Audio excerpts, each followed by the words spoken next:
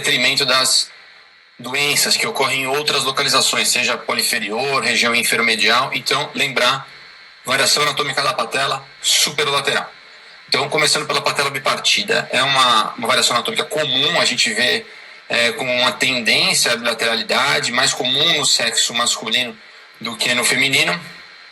E o que a gente tem é esse fragmento, entre aspas, né, com borda corticalizada, margens bem definidas. Ele até pode ser um pouco maior do que uma patela normal quando você junta os fragmentos, mas ele se une como se fosse um quebra-cabeça. É comum que esse paciente seja assintomático, né, não tenha nenhum achado, mas também pode acontecer uma sobrecarga da sincondrose, né, devido a movimentação, a microinstabilidade, causar esse remodelamento ósseo que nem a gente vê aqui. As bordas, embora sejam corticalizadas, elas estão um pouco irregulares, e um pouco de edema na medular óssea na ressonância magnética.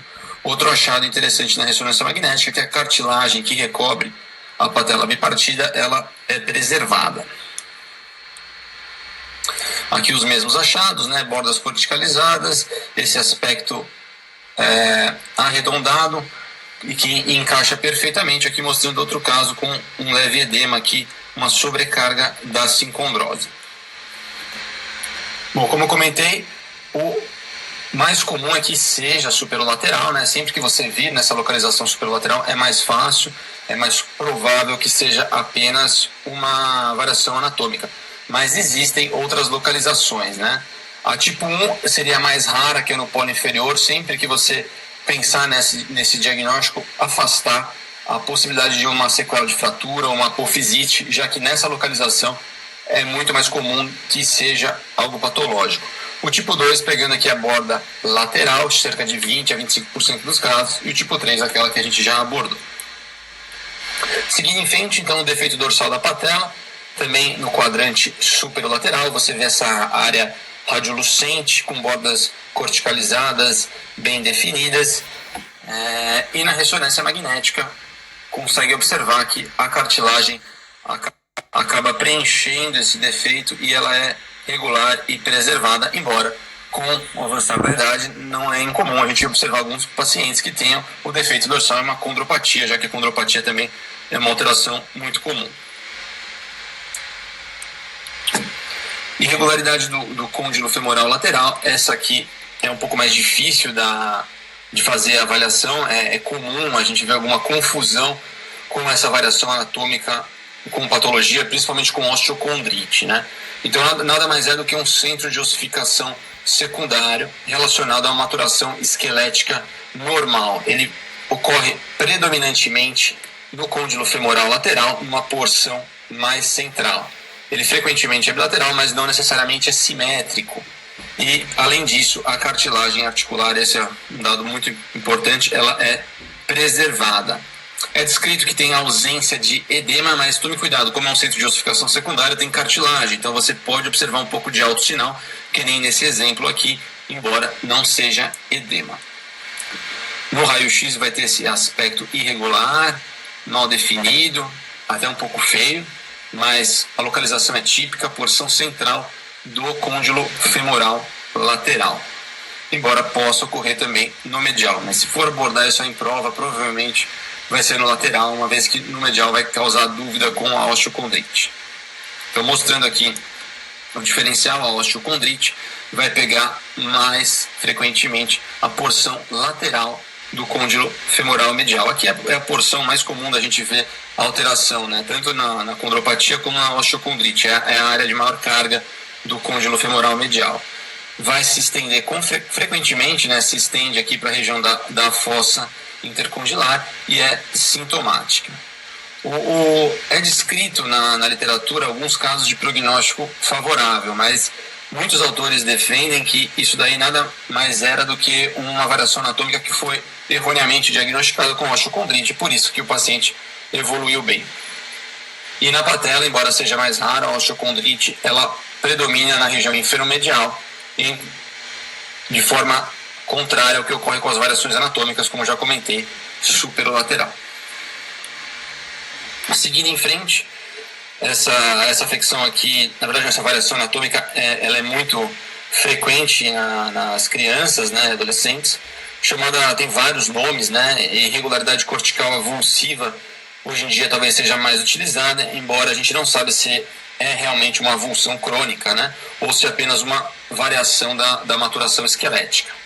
Ela predomina aí na região metafisária posteromedial do fêmur distal, tem esse aspecto irregular, e um pouquinho de edema também pode ser visualizado ao seu redor.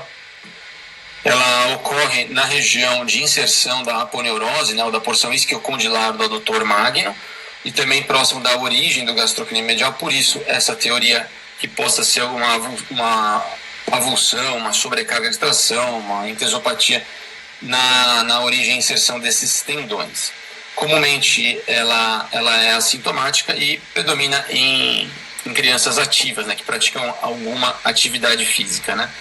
Como eu comentei, tem outros nomes, né, um que foi consagrado pela literatura, mas que deve ser evitado é o desmoide cortical, porque desmoide dá a impressão que seja um tumor, e de fato isso daí não é um tumor. O mais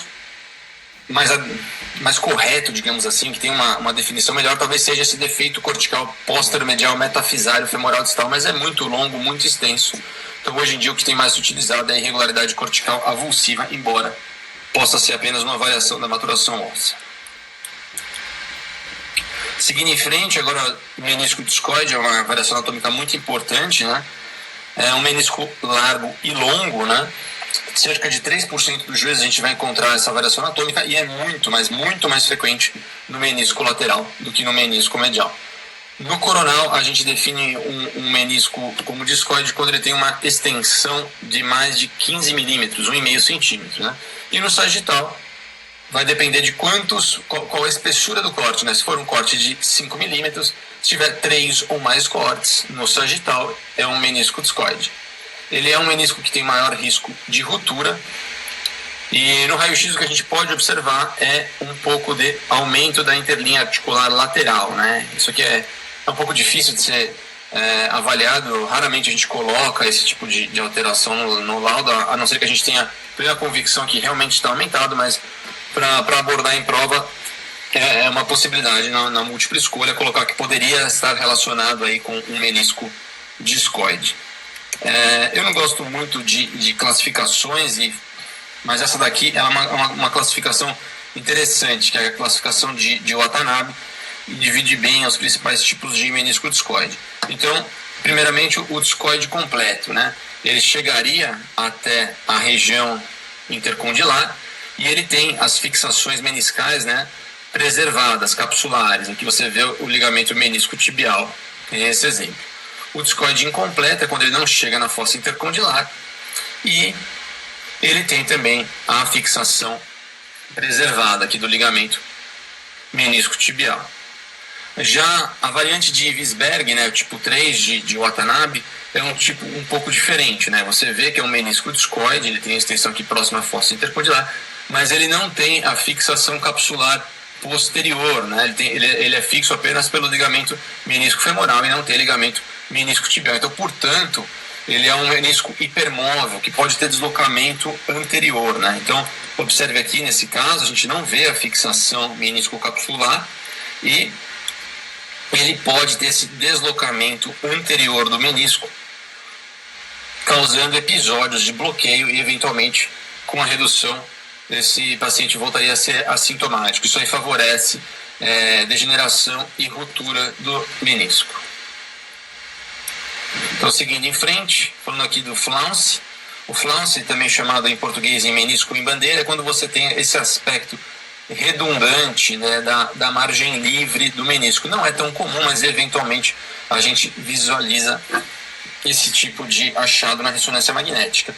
Classicamente é descrito como uma variação anatômica, né, apenas pelo joelho estar em extensão e ter esse aspecto redundante, mas alguns autores recentemente têm levantado a bola para que esse tipo de morfologia poderia favorecer uma ruptura, mas isso ainda é muito novo, a gente não sabe bem ao certo. A ideia clássica é que é apenas uma variação anatômica.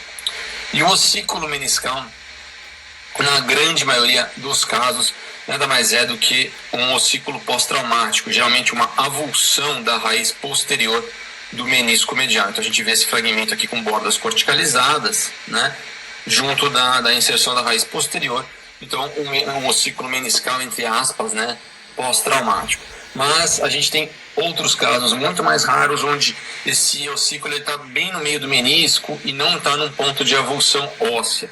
E aí a teoria do desenvolvimento ganha um pouco de força, uma vez que em alguns felinos a gente observa também esse tipo de achado. Estou mostrando aqui o ossículo meniscal na topografia da raiz posterior do menisco medial, na maior parte dos casos de aspecto pós-traumático. O FOP, né? O FOP é uma sigla em inglês de Focal Periphyseal Edema, né?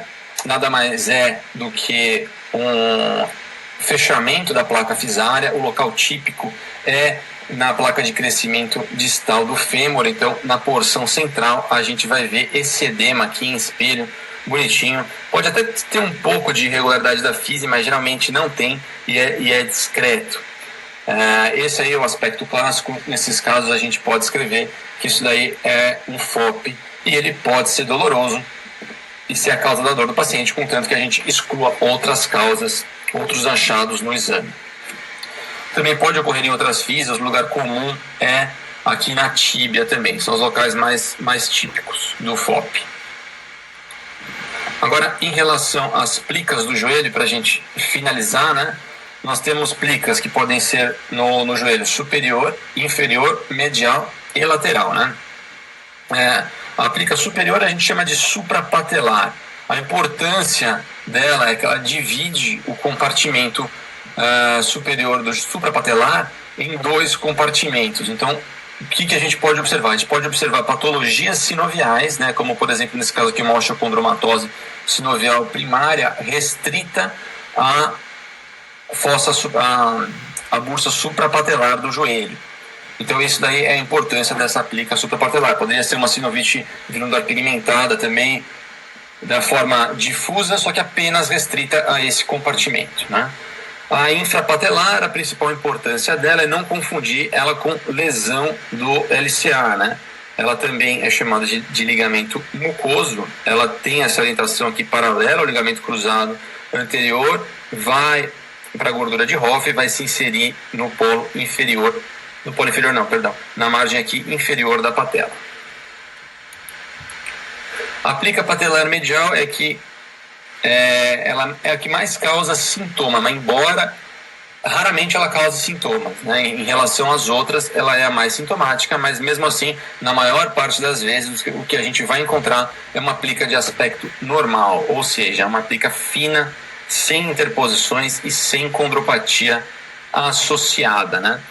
Diferentemente do que ocorre nesse caso aqui, a gente vê a plica espessa, irregular e uma condropatia aqui na tróclea femoral, bem no local onde a plica está interposta. Mais uma vez, esse aspecto aqui, ele é incomum, né? A gente não costuma ver isso daqui. O mais frequente é ver uma plica sem alterações e que não cause sintomas. E mesmo nesses casos, onde a plica está espessa, é importante a gente excluir outras alterações no joelho para poder dizer que a plica é a causa da dor do paciente. Eu vou aproveitar esse slide aqui para falar também do aspecto normal da cartilagem, né? Então a cartilagem, tanto da tróclea femoral como da patela, ela tem um aspecto trilaminar, ou seja, vai ter uma superfície aqui mais externa com baixo sinal, uma porção central com um sinal mais alto e a porção mais interna que está relacionada à camada calcificada da